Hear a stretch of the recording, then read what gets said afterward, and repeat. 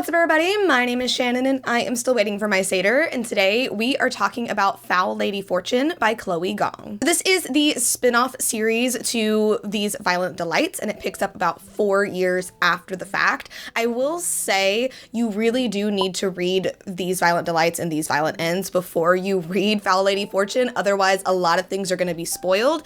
I think other than like the very, very, very end of those books, but I would definitely recommend reading them first and reading this whole thing pretty much as a series. So Foul Lady Fortune is centering around Rosalind, and if you remember, Rosalind was very involved in the killings of the first book. She was in love with Dimitri. She ended up dying and was injected with this serum that has now made her immortal and she can heal herself. So even though 4 years have passed, she has not changed at all, and she is now a nationalist assassin, codename Fortune. In this book, there are these new like serial killings happening. They call them the chemical killings, and Rosalind is placed undercover with a boy named Orion, and they are tasked with pretending to be a married couple so that they can sort this thing out. And you know me, I love a marriage of convenience. I really do like Orion. I think he plays off really well with Rosalind, and Rosalind is revealed in this book to be demisexual. And I really do love the space that was given Rosalind's character, because she was really burned in the past and she has to really get to know somebody in order to develop those feelings,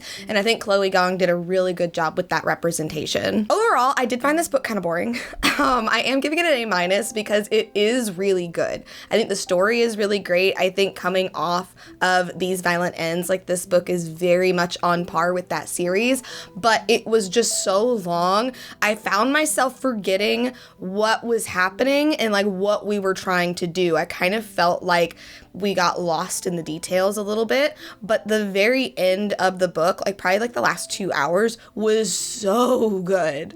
Like once we started learning things, like the action picked up a little bit, like it just got really, really good. The revelations were awesome. Like my head was spinning with all of the information, and I'm definitely excited to read the next book. Like this book is a duology once again, just like the other two. So I am excited to see where all of this is going to play out. But I do feel like it was a little bit of a slog to get there. I was listening to this book and it was a pretty long listen.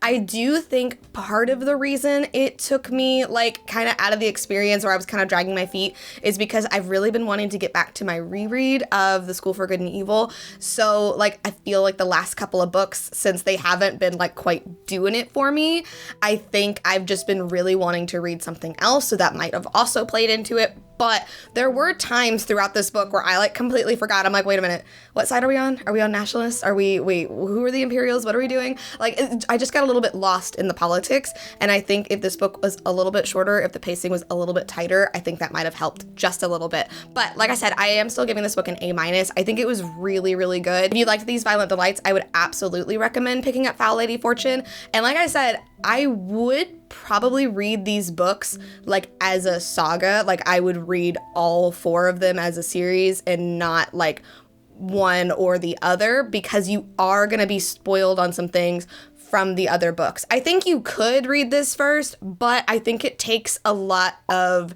the reveals away from the other series. So like I said, I would recommend reading those before you get to this one. But very, very good. I'm excited to see where we're going next. Anyway, thank you guys so much for watching this video. If you liked it, be sure to hit that like button down below, and don't forget to subscribe to Talk Books with me every week. That's everything I got for today, and I will see you guys next time. Bye.